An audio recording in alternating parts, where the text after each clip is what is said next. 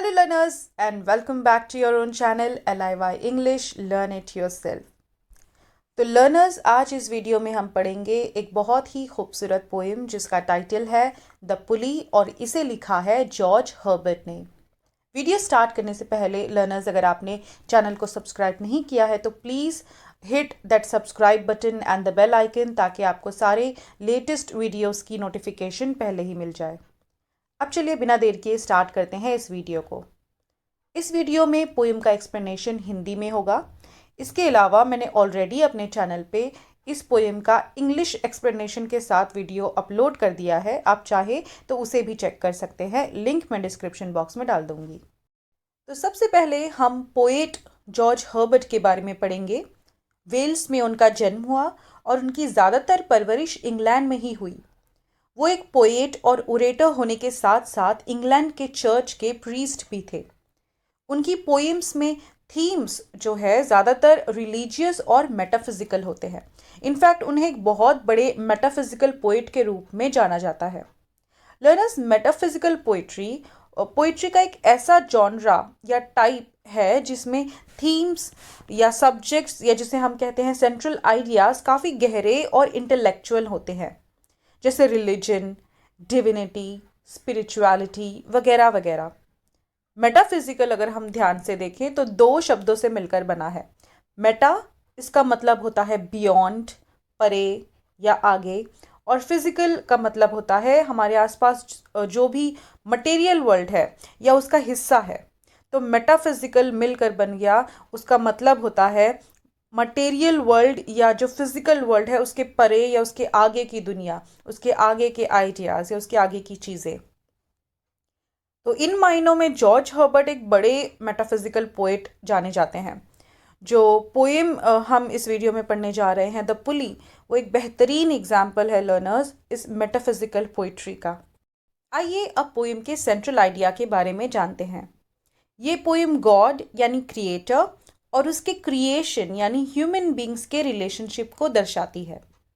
ये पोएम हमें बताती है कि कैसे गॉड ने हमें बहुत सारी कीमती चीज़ों से ब्लेस किया है, हमें बहुत सारी चीज़ों का वरदान दिया है, बहुत सारी अमूल्य चीज़ों से हमें गिफ्ट दिया है।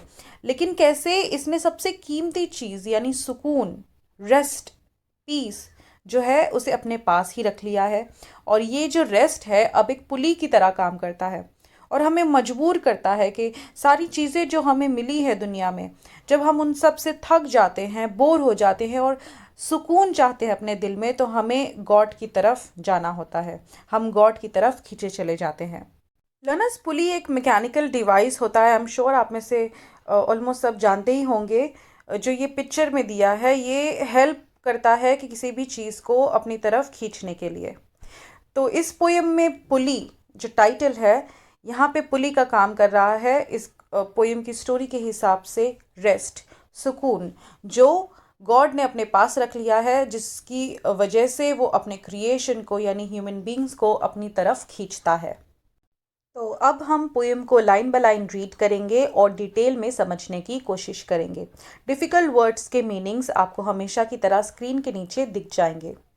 When God at first made man, having a glass of blessings standing by, let us, said he, pour on him all we can.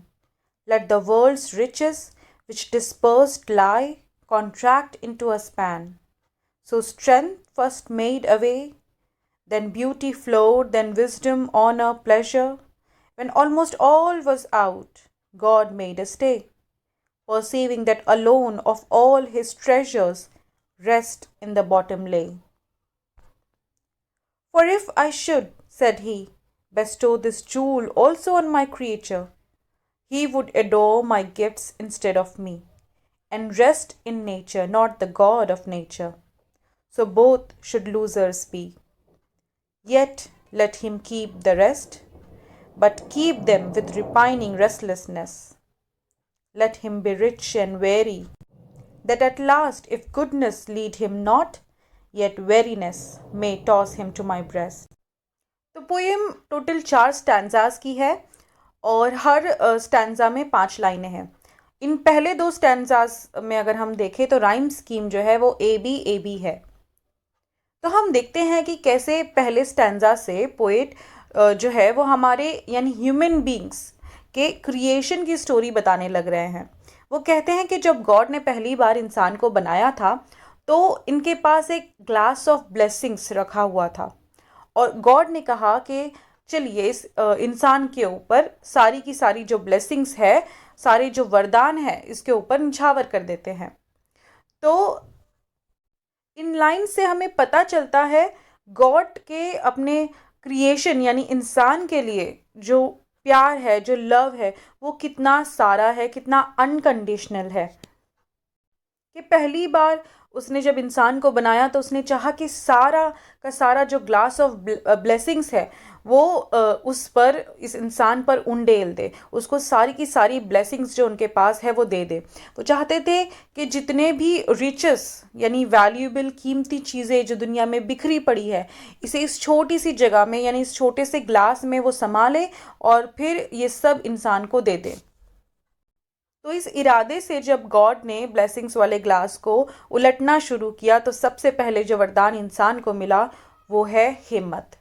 इस लाइन से हमें पता चलता है कि हिम्मत जो है, करेज, स्ट्रेंथ जो है वो कितनी कीमती चीज़ है और सबसे ज़रूरी चीज़ है। फिर उसके बाद इंसान को मिली खूबसूरती, दुनिया में बिखरी हुई, आप आसपास में बिखरी हुई। तो बेशक ये दुनिया और ज़िंदगी कितनी अधूरी और बेजान लगती अगर खूबसूरती नहीं होती। गॉड ने हमारे क्रिएटर ने दुनिया को, हम सबको बहुत ही खूबसूरत बनाया है। ये गॉड खुद हमें बता रहे हैं इस पोइम के द्वारा। फिर इसके बाद हमें मिला ऑनर यानी आत्मसम्मान, फिर मिला विजडम यानी समझबूझ, प्लेजर यानी चीज़ों को एंजॉय कर पाने की शक्ति, और फिर जब ग्लास से सब कुछ उंडेल दिया गया तो गॉड यानी भगवान जो है थोड़ी देर के लिए रुक जाते हैं। वो देखते हैं तो महसूस करते हैं कि जो ग्लास है वो ऑलमोस्ट पूरा खाली हो चुका है।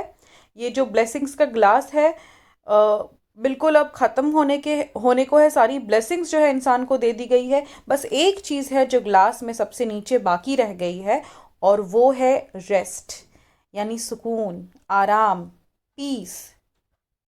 तो अब गॉड ने सोचा कि मैं ये आखिरी चीज़ भी इंसान को दे दूं, तो ये इंसान इन सारी ब्लेसिंग्स और इन सारे गिफ्ट्स में ही गुम होकर रह जाएगा और वो मुझे पूरी तरह भूल जाएगा। वो इस कुदरत में, इस नेचर में रह के इस कुदरत का ही हो जाएगा और इस कुदरत के बनाने वाले को कभी याद नहीं करेगा। इस तरह मैं और इंसान, हम दोनों ही नुकसान उठाएंगे, हम दोनों ही नुकसान में, घाटे में रहेंगे। ये चीज़ दोनों के लिए ही बुरी होगी। तो इस वजह से गॉड ने रेस्ट की जो ब्लेसिंग है, जो बहुत कीमती ब्लेसिंग है, वो इंसान को नहीं दिया उन्होंने, ताकि इंसान अपनी सारी ब्लेसिंग्स को, सारे गिफ्ट्स को एंजॉय करे दुनिया में।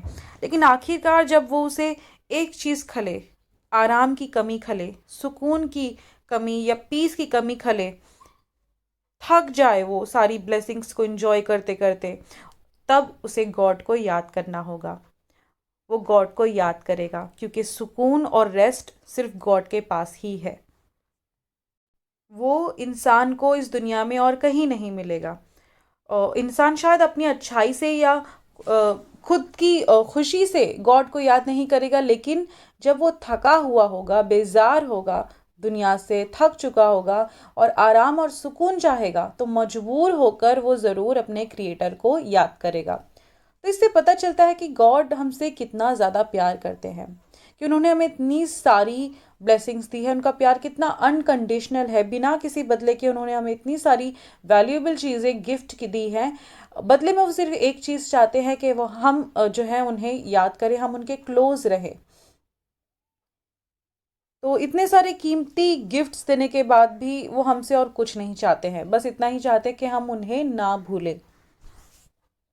ये थर्ड स्टैंजा की राइम स्कीम भी लर्नर्स ए है और फोर्थ स्टैंजा की अलग है, ए है। तो इस तरह लर्नर्स हम देखते हैं ये पोएम हमें बहुत ही अच्छे और बहुत ही ज़रूरी मैसेज देती है कि हमेशा हमें जो भी ब्लेसिंग्स है जो फ्री में मिली है उसे हमेशा याद रखना चाहिए, उसके लिए हमेशा ग्रेटफुल रहना चाहिए। उसके लिए हमेशा हमें गॉड को याद करते रहना चाहिए। और एक बहुत अच्छी बात जो मुझे पर्सनली लगी इस पोएम में, आप देखेंगे कि जब सभी गिफ्ट्स की और ख़जाने की, ख़जाना वर्ड, ट्रेजर वर्ड यूज़ हुआ है सारी वैल्यूएबल चीज़ों के लिए, सारी ब्लेसिंग्स के लिए, तो जब कभी भी ट्रेजर की बात हुई है, उस ट्रेजर में, उन ब्लेसिंग्स में कहीं भी पैसा या किसी भी मटेरियल चीज़ की बात नहीं हुई है। तो इससे हमें एक बहुत बड़ा सबक ये मिलता है, ये सीखने को मिलता है कि वेल्थ या जो पैसा है या जो भी मटेरियल चीज़ है उसका कोई मोल नहीं है। इस दुनिया में मिली हमें सारी जो वैल्यूएबल चीज़ें हैं, वैल्यूएबल ब्लेसिंग्स हैं, उसमें पैसा कहीं नहीं आता है। तो हमारे लिए वैल्यूएबल ट्रेजर और ब्लेसिंग्स जैसी जो चीज़ें हैं वो है ऑनर, हमारा आत्मसम्मान, हमारी हिम्मत, हमारा विजडम, जो ब्यूटी दुनिया में बिखरी पड़ी है, ये सारी हैं कीमती चीज़ें। और हमें जितना हो सके इनको कमाने या इनको संभाल के रखने की कोशिश करना चाहिए, क्योंकि ये कीमती चीज़ें हैं। और इन सब से बढ़कर है सुकून, जो हमें अपने क्रिएटर को याद करने से ही मिलेगा। तो हमेशा अपने क्रिएटर को, अपने भगवान को याद रखना है, उसे याद करते रहना है और उसका शुक्र करते रहना है कि उसने हमें इतना सब कुछ दिया है। हमेशा खुश रहना है, खुशियों को बांटना है और अच्छी अच्छी चीज़ें सीखते रहना है। तो इस वीडियो के लिए इतना ही। अगर आपको ये वीडियो अच्छा लगे तो please give a thumbs up, share among your friends and subscribe to the channel. Thank you very much.